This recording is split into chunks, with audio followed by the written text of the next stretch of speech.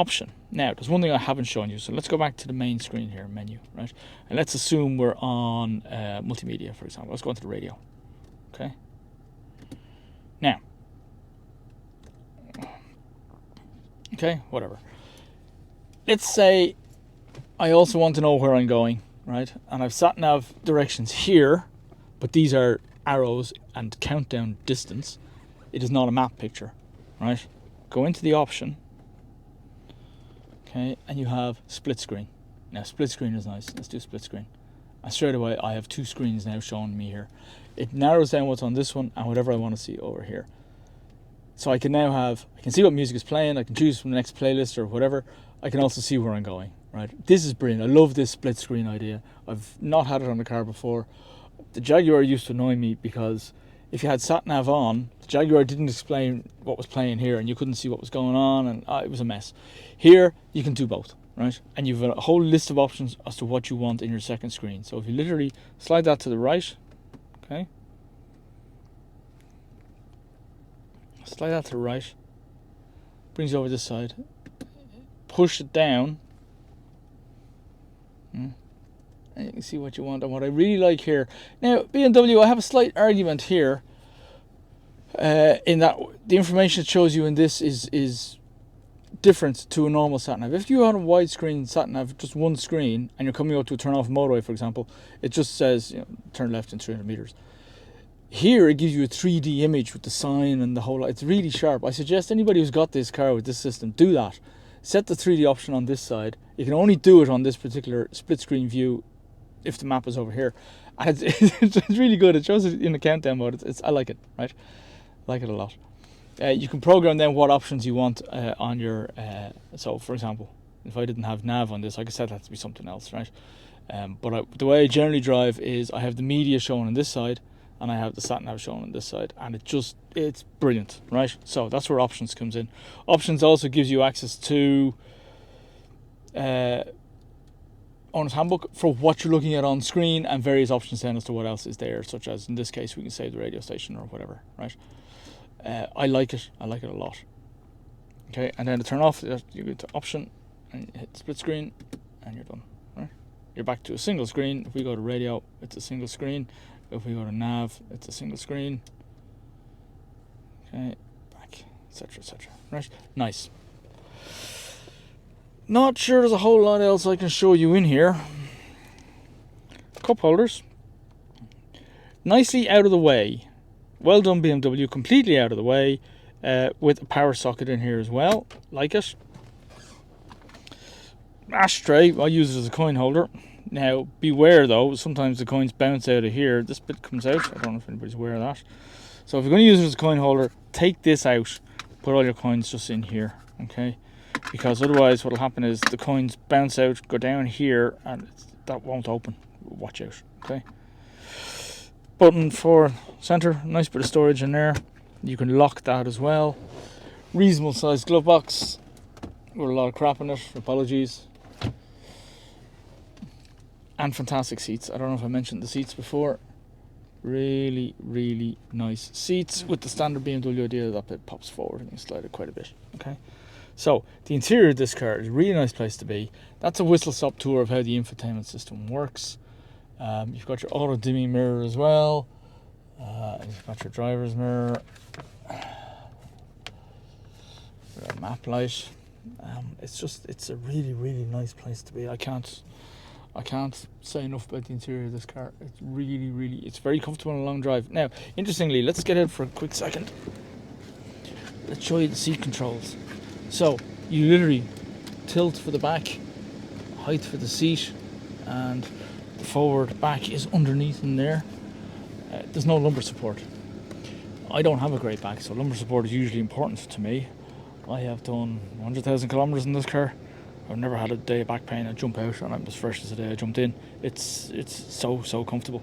So you don't necessarily need lumbar support in these seats. Make sure you get the BMW Sport seats, but they're really comfortable. Okay. There's not much else to say really about this. Let's turn the engine off. I suppose the last button I haven't mentioned is this, which is the stop start. I'll ignore that one as a rule. Okay, the only thing left really is to take her for a test drive. So tune into the next video in the series, guys, and we'll take the car for a test drive and show you what it's like when we drive it. And you can see more of the dashboard as we drive it. I'll mount a camera on the hat or something and show you how it all works on the dashboard and what the various options are, what the various different driving modes are. Sorry, actually, there is one thing I completely forgot. For those of you who are paying attention, well done. This, okay, let's turn the engine back on again for a second. Apologies now for forgetting this. The car will start in normal mode. Okay, if you push this down, okay, we're now in Eco. So you'll see over here, Eco Pro. I don't see it very often. Okay, Eco Pro is efficient driving. You can change how the efficient dynamics works. If we push up, we go up a level into Comfort, which is standard driving mode. If you push up again, you get into Sport. Now this sharpens the steering and the throttle response. And if you go up again, it turns off the traction control and alters the suspension if I had it. I don't have it in this particular model. Okay. What you'll also notice in the dashboard is it shows you what mode you're in here. Okay. Sport. Okay. Sport Plus. Traction control off. Sport. Comfort. It is nice. It's you'll notice a difference in the steering. I notice a lot of difference in steering and the throttle response in Sport. I spent a lot of time in Sport mode. Sport Plus mode in this country, in this weather, doesn't make a lot of difference to me because I don't have adaptive suspension. Okay, so I don't use it very often. Now, there is one other thing you can do in settings. Oh, actually, sorry, not in settings. Apologies. Okay.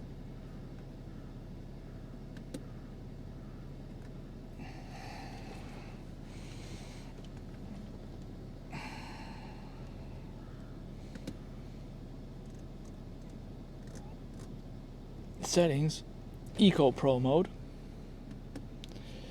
This tells you what Eco Pro mode does. Okay, now I have disabled it from the cruise control because I like to have my heat working properly. But you can change the various bits and pieces, and it will then show you how you've been driving in Eco Pro mode for a period of time. It's really, really good. And sorry, while I think about it, the last menu I didn't show you actually was settings, because there's, well, yeah. There's one other thing here in vehicle information too. Apologies guys, it's a bit all over the place. Sport displays. The most useless display ever. It shows you power and it shows you torque when you're cruising down the road. Yeah, you'll use it for 5 minutes and then you'll never use it again. I mean, it's